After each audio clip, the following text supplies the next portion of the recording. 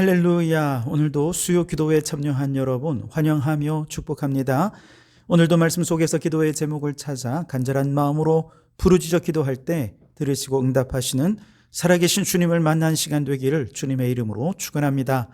오늘은 열왕기상 16장 29절에서 34절의 말씀으로 북이스라엘의 아합 왕이라는 제목으로 함께 은혜를 나누고자 합니다. 지난 시간에 우리가 세 왕을 살펴보았죠. 엘라 왕, 시므리 왕, 오므리 왕. 엘라 왕은 특징이 사명을 저버린 왕이었습니다. 시므리 왕은 선한 목적을 위해 악한 방법을 사용했던 왕이었고요. 오므리 왕은 굉장히 능력도 많고 그가 남긴 업적도 많지만 인간을 기준으로 살았기에 하나님께서 그의 인생을 무가치한 인생이라는 평가를 내리셨던 왕이었죠. 자, 이 오므리 왕은 그의 가장 중요한 업적 중에 하나가 디르사에서 사마리아로 수도를 전도한 것이었죠. 사마리아라는 곳은 삼면이 비옥한 골짜기와 비탈로 이루어져 있고 또 군사적으로는 방어에 굉장히 요리한 지형을 갖고 있고 또 많은 군사들을 주둔시킬 수 있는 곳이었기 때문에 굉장히 훌륭한 요새였습니다. 오므리는 바로 이 지역을 은 2달란트의 세멜이라는 사람에게서 매입을 합니다. 그리고 땅 주인의 이름을 따라 사마리아라고 이름을 하면서 사마리아라는 지역의 역사 속에 드디어 등장하게 되죠. 이렇게 수도가 된 사마리아는 이후에 160년간 북이스라엘이 망할 때까지 북이스라엘의 정치, 경제, 외교, 행정, 문화의 중심지가 됩니다. 이후에 바벨론이 정복했을 때는 바벨론의 지방 행정부가 되기도 했고 바사가 점령했을 때는 바사의 행정 지역이 됩니다. 바사의 점령 시기에 이스라엘 백성들이 포로로 끌려갔다가 바벨론에서 귀환하게 되었을 때 이스라엘의 재건을 가장 적극적으로 방해했던 이웃이 바로 사마리아 사람들이었습니다. 그 이후에는 헬라의 그리고 또 로마의 복속에 되어 식민지로 있었고요.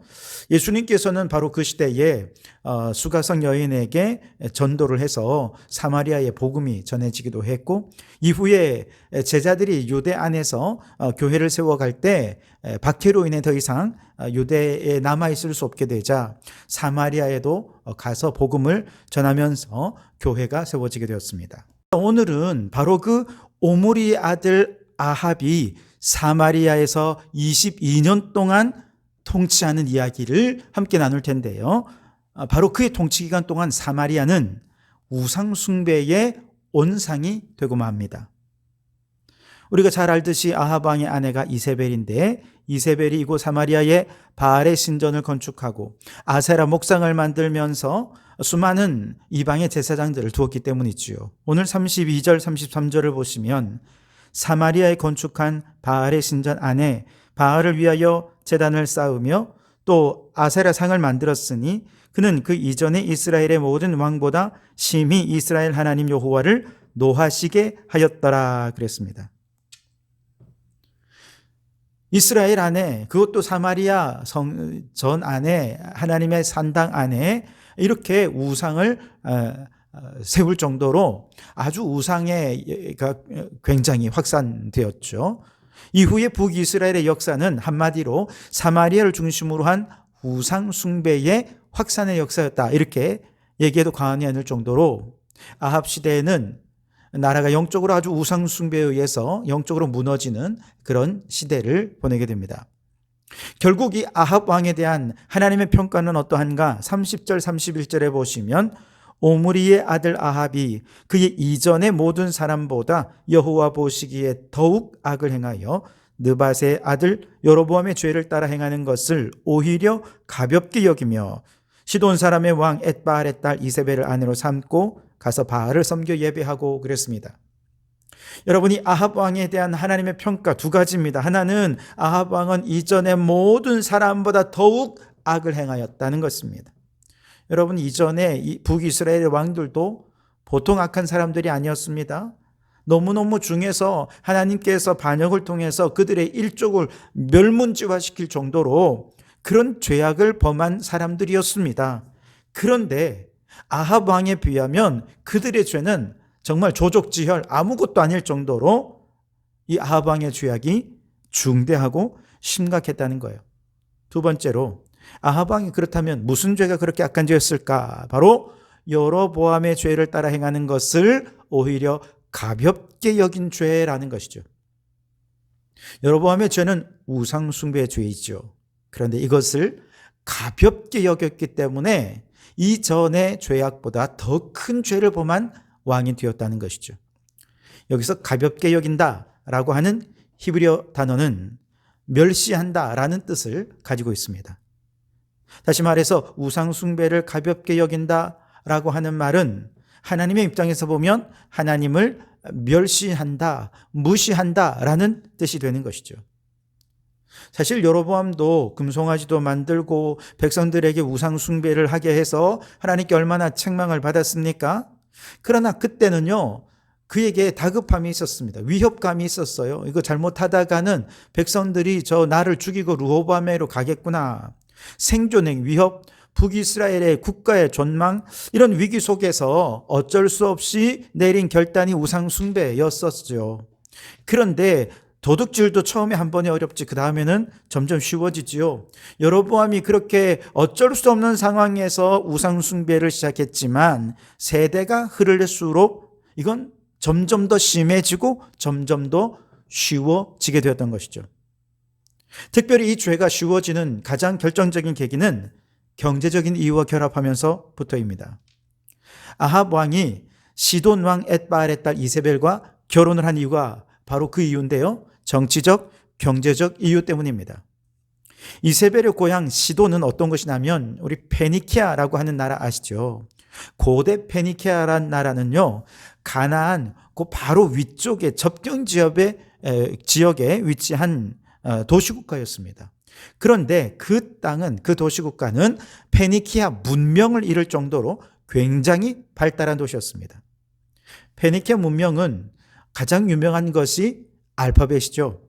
22개의 알파벳을 세계 최초로 사용했고 여기서 그리스어가 나오고 라틴어로 파생하고 오늘날 영어에 이르기까지 굉장히 언어에 큰 영향을 미쳤습니다.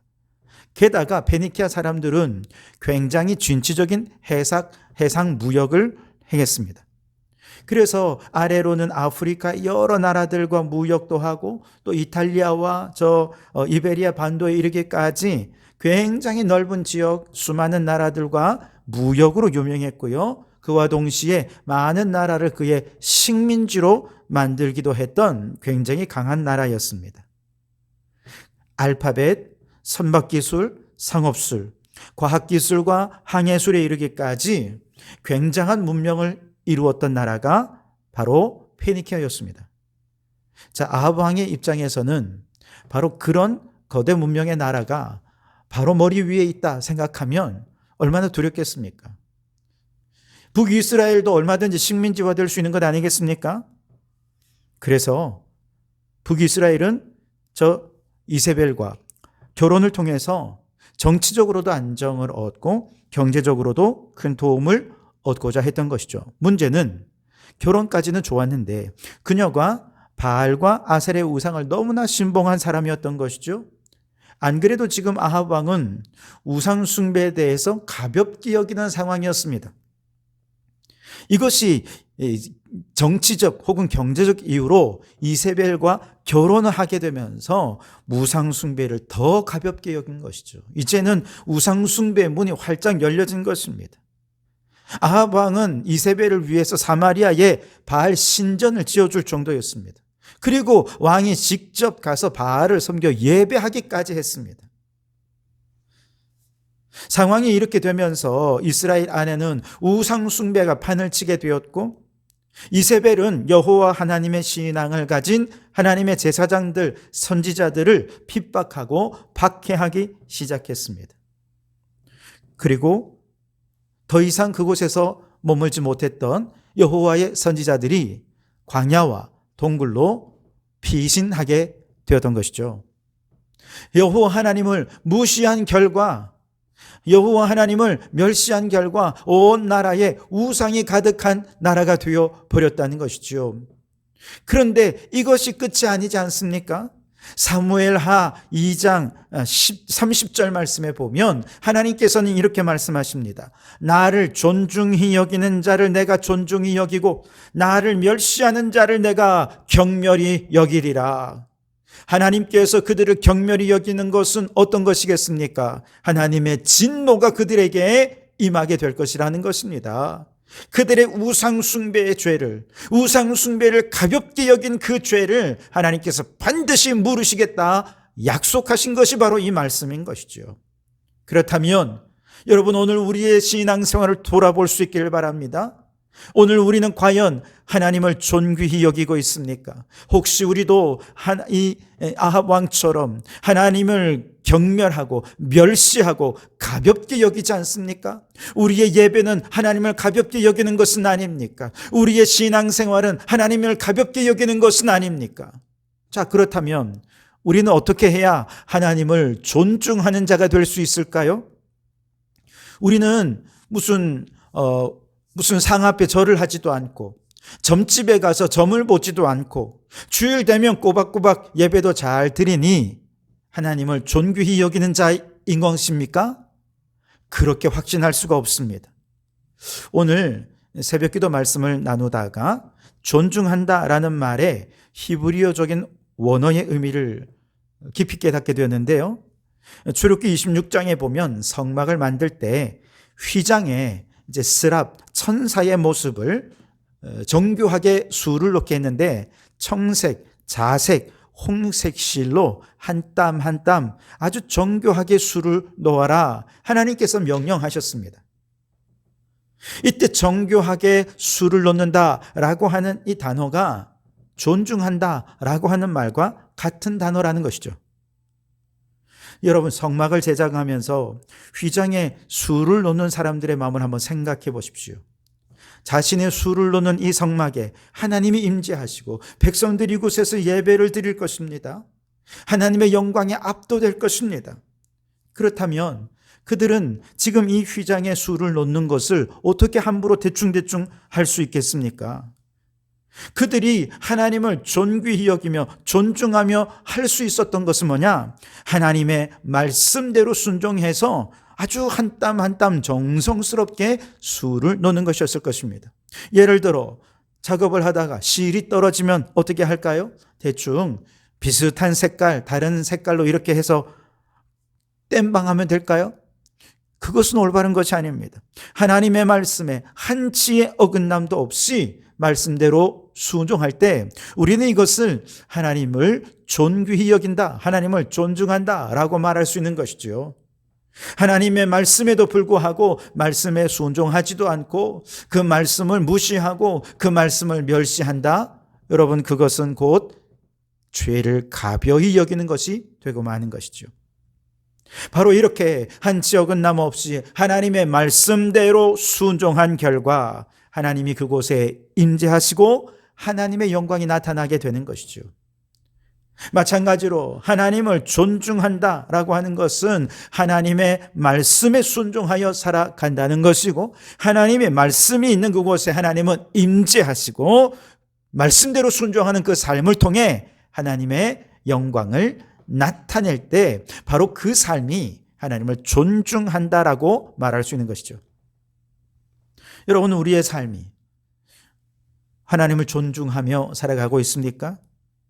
우리가 정말로 하나님을 존중한다면 우리는 날마다 여호와의 율법을 즐거워하며 그 율법을 주야로 묵상하는 자가 되어야 할 것입니다. 그렇게 하나님의 말씀을 존중하는 삶에 하나님이 임재하십니다. 하나님이 임재하시면 시절을 따라 열매를 맺고 그 잎사귀가 마르지 않는 형통한 복을 누리게 되고 그렇게 형통한 삶으로 의인의 삶으로 하나님이 인정하시는 그 삶으로 하나님의 영광을 나타낼 때 우리는 그의 삶을 하나님을 존중하는 삶이다, 그런 신앙이다 라고 말할 수 있는 것이죠. 반대로 하나님을 멸시하는 자는 어떻습니까? 하나님의 말씀에 불순종합니다. 악인들의 꾀를 따르고 죄인들의 길에 서고 오만한 자들의 자리에 앉게 되죠. 이와 같은 악인들의 길은 하나님께 결코 인정함을 받지 못하고 결국 망해버리고 말 것입니다. 여러분, 아합 왕처럼 하나님의 말씀을 멸시하지 마시기 바랍니다. 죄를 가벼이 여기지 않기를 바랍니다. 하나님의 말씀에 불순종하는 것을 두렵고 떨리는 마음으로 생각하실 수 있기를 바랍니다. 우리가 하나님을 가장 존중하는 가장 좋은 방법, 날마다 하나님의 말씀을 묵상하고 순종하며 살아서 오직 하나님의 영광을 나타내는 삶, 이것이 하나님을 존중하는 삶인 줄 믿고 오늘 그렇게 하나님의 말씀대로 순종하며 살리라 결단하는 이 시간 되시기를 주님의 이름으로 축원합니다. 여기서 이제 한 걸음 더 들어가서, 그렇다면 하나님을 존중히 여겨서 말씀에 순종한다라고 하는 것은 무슨 뜻이냐? 하나님의 말씀을 아주 지엄한 영적 권위를 지닌 말씀으로 그 권위를 인정한다는 것을 의미하는 것입니다. 하나님의 말씀의 권위를 인정한다. 이것이 하나님을 존중하고 말씀에 순종한다는 뜻이죠. 여러분, 아합 왕이 하나님의 말씀을 얼마나 가볍게 여겼고 그 권위를 인정하지 않았는지에 대해서 한 가지 사례를 소개합니다. 34절에 보시면 그 시대에 베델 사람 히엘이 여리고를 건축하였는데 그가 그 터를 쌓을 때에 맏아들 아비람을 잃었고 그 성문을 세울 때에 막내 아들 수굽을 잃었으니 여호와께서 눈의 아들 여호수아를 통하여 하신 말씀과 같이 되었더라 그랬습니다. 여호수아 시절에 여호수아가 하나님께 맹세한 그 맹세가 아합 왕 시절에 성취되었단 말인데요. 무슨 말이냐면 여호수아 시대에 어떤 일이 있었느냐?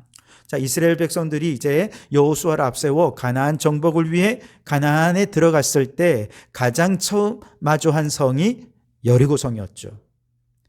이때 여러분 잘 아시다시피 여리고를 점령하는 방법은 무엇입니까? 하나님께서 명령하셨죠. 총, 칼 이런 무기로 싸우는 것이 아니라 6일 동안 성을 한 바퀴씩 침묵하며 돌아라.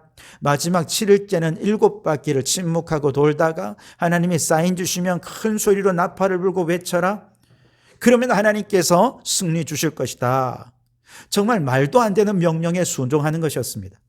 여러분이 이렇게 순종하는 게 쉬운 일이었겠습니까? 그런데 놀랍게도 그 많은 백성들이요, 아멘 하고 순종했습니다. 그 이해할 수 없는 말씀에 순종한 결과 여리고성이 실제로 무너졌습니다. 하나님을 전적으로 의지하고 그 명령에 순종하니 하나님이 우리에게 승리 주시더라. 바로 이러한 승리의 공식을 경험하면서 이제 이들이 가나안 정복 전쟁을 시작하게 된 것이죠.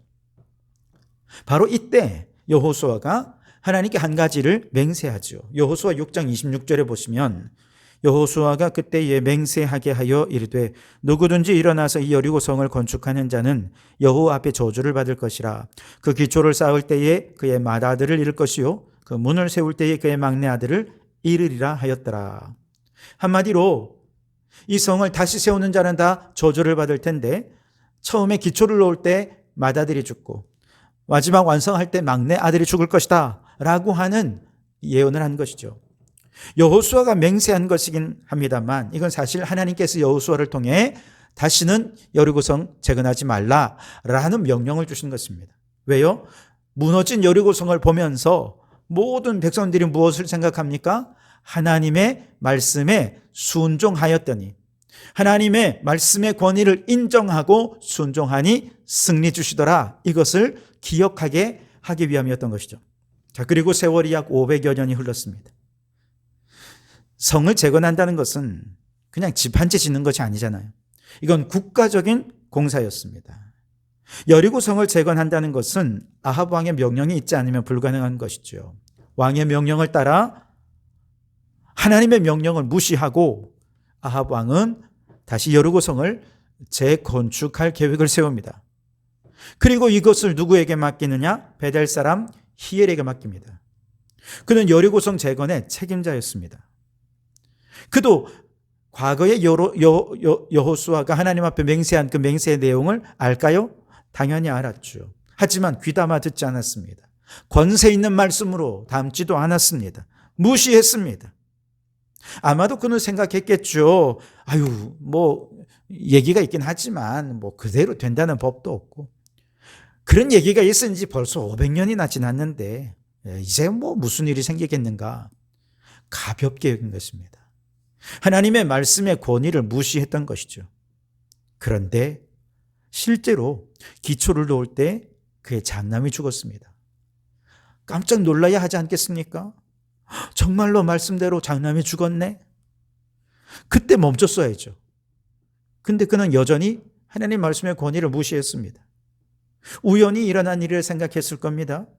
그리고는 부득부득 성을 쌓다가 완공되는 날 막내가 죽었습니다. 하나님의 말씀이 하나도 헛되지 않고 그대로 성취된 것이었죠. 여러분, 하나님의 말씀이 얼마나 권세가 있는지 500년이 아니라 수천 년이 지나도 변함없는 능력의 말씀, 권세 있는 말씀인 줄 믿습니다. 바로 그걸 보여주신 것이죠. 그리고 아합 시대는 이러한 하나님의 말씀의 권위를 얼마나 무시했는지 왕으로부터 일반 백성에 이르기까지 온 나라가 하나님의 말씀의 권위를 무시하고 있었다라고 하는 것을 이 사건을 통해 보여준 것이죠. 그리고 경고하는 것입니다. 봐라, 지금은 히엘의 두 아들만 죽었지만 지금처럼 계속해서 하나님의 말씀의 권위를 무시한다면 나라 전체가 하나님의 진노를 피할 수 없을 것이다. 경고의 메시지를 주신 것입니다. 여러분, 오늘 이 말씀은 오늘 우리들에게도 고스란히 적용되는 경고의 메시지이기도 합니다. 하나님의 말씀은 세상을 압도하는 신적 권위가 있다는 것을 여러분 믿으십니까? 하나님께서는 그 한 말씀으로 천지를 창조하시는 권세 있는 말씀이셨습니다. 하나님의 말씀에 온 우주 만물이 그 권위에 순종한 결과 우주가 창조된 것이죠.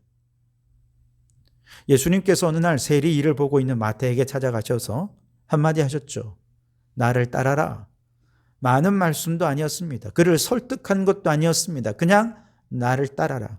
그 말씀의 권위에 압도된 마태는 그 자리에서 즉시 자신이 하던 일을 내려놓고 예수님을 따랐습니다.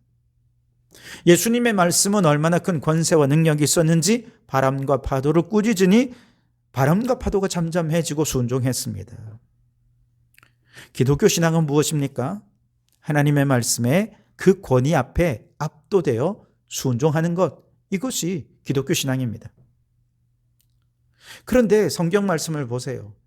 약 1500여 년이 넘는 기간 동안 40여 명이 넘는 많은 사람들에 의해 기록된 책입니다. 그래서 오랜 세월 동안 다양한 국가, 다양한 문화, 다양한 계층의 사람들에 의해 기록이 되었기 때문에 책들마다 주제도 다르고요. 역사적인 배경도 다르지요. 쓰여진 문학 형식도 다릅니다. 심지어 역사적으로 이렇게 맞춰보면 좀 오류가 있는 부분도 있어요. 사람이 기록하다 보니 번역을 거듭하다 보니 번역상의 오류도 있을 수 있습니다. 그래서 어떻게 보면 이게 과연 일관성이 있는가 생각되기도 하고 여기에 무슨 권위를 부여할 수 있을까 싶기도 한데 놀랍게도 여러분 창세기부터 요한계시록까지 다 읽으면 모든 사람들이 한결같이 고백합니다. 하나님은 이렇게 나를 사랑하셨구나. 그 하나님의 사랑의 권위에 압도되더라는 것이죠. 여러분, 우리가 부모님의 말씀에 권위에 순종하는 이유가 뭐겠습니까? 부모님이 어르니까 무조건 순종해야 됩니까? 그렇진 않죠. 또 그렇다고 부모님의 말씀이 항상 옳습니까? 그러니 순종해야 됩니까? 아닙니다. 부모님의 말씀이 권위가 있는 이유는요, 부모님이 우리를 사랑하시기 때문에 그렇습니다. 그 사랑을 그냥 말로만 하신 것이 아니라 나를 낳아주시고 길러주시고 그렇게 하시는 모든 과정 속에 아낌없는 사랑, 희생, 헌신이 있다는 것을 알기 때문에 바로 그 사랑이 권위가 되어서 부모님의 말씀이면 우리는 순종하게 되는 것이죠. 물론 어른이시기 때문에 나보다 먼저 생을 살아오신 분들이기 때문에 훨씬 지혜로운 부분도 있을 것입니다. 그것이 권위의 원천이 될 수도 있겠죠. 그럼에도 불구하고 우리 부모님의 말씀은요, 궁극적인 권위의 원천은 사랑이라 할 수 있습니다. 그 사랑을 아니까, 그 사랑이 나를 압도하고 있으니까 그 권위에 나도 모르게 순종하게 되는 것이죠. 하나님의 말씀도 마찬가지입니다. 하나님의 말씀의 지혜로움에서 성경의 권위를 찾는 분도 있습니다. 맞습니다. 성경이 얼마나 지혜를 주는지 모릅니다. 혹 어떤 분은요, 하나님의 말씀은 살아있고 활력이 있어 좌우에 어떤 날선 검보다도 예리하여 혼과 영과 골수를 찔러 쪼개는 능력의 말씀이기 때문에 말씀의 능력에 권위를 두고 그 말씀에 순종해야 된다라고 말씀하는 분도 있습니다. 네, 맞습니다. 말씀에는 그런 능력이 있습니다. 어떤 분은요, 하나님의 말씀은 실제이고 사실이기 때문에 권위가 있다라고 주장하는 분들도 있습니다. 그렇습니다. 하나님의 말씀은 사실입니다. 그런데요, 그 모든 것보다 성경의 권위가 있는 가장 궁극적인 성경의 권위의 원천은 하나님이 나를 사랑하셨다는 것입니다. 말로만 사랑하신 것이 아니라 하나님의 친히 육신을 입고 이 땅에 오셔서 우리를 위해 십자가에 죽으시고 그렇게 물과 피를 다 쏟아 죽으시기까지 우리를 사랑하셨다라고 하는데 성경 말씀에 권위가 있는 것이죠. 그 사랑을 깨닫고 감사하는 사람은 성경을 볼 때마다 하나님의 그 사랑의 권위 때문에 자연스럽게 그 말씀에 순종하지 않을 수가 없는 것이죠. 그러나 그 말씀의 권위를 무시하고 순종하지 않는 사람은 하나님의 사랑을 몰라요. 성경을 아무리 읽어도 아무리 하나님의 말씀을 들어도 그 사랑을 깨닫지 못하고 믿지 못한다면 말씀에 순종할 수 없겠죠. 사랑을 깨닫지 못하는 사람은 하나님의 말씀의 권위를 멸시하고 무시하여 결국 하나님의 진노의 대상이 될 수밖에 없습니다. 여러분, 성경 말씀은 하나님께서 오늘 우리들에게 보여주시는 사랑의 러브레터, 사랑의 편지입니다. 그 사랑이 하나님의 말씀의 궁극적인 권위입니다. 그 사랑의 권위에 압도되셔서 하나님의 말씀을 순종하며 살아가는 우리 성도들이 되실 수 있기를 주님의 이름으로 축원합니다. 기도하겠습니다. 하나님, 아합 왕처럼 하나님을 멸시하는 죄를 범하지 않게 하옵소서. 하나님을 존귀히 여기는 마음으로 주의 말씀을 주야로 묵상하고 마치 정교하게 수를 놓듯 말씀에 순종하며 살면서 하나님의 영광을 나타내게 하옵소서. 성경 말씀의 권위는 하나님의 사랑의 권위에 있습니다.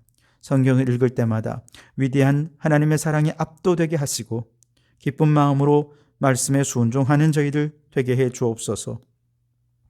이 사랑을 깨닫지 못하고 순종하지 않는 자에게 하나님의 진노가 임할 것이라는 이 경고의 말씀을 두렵고 떨리는 마음으로 받아 이 말씀에 또한 순종하게 도와주시옵소서. 예수님 이름으로 기도하옵나이다. 아멘.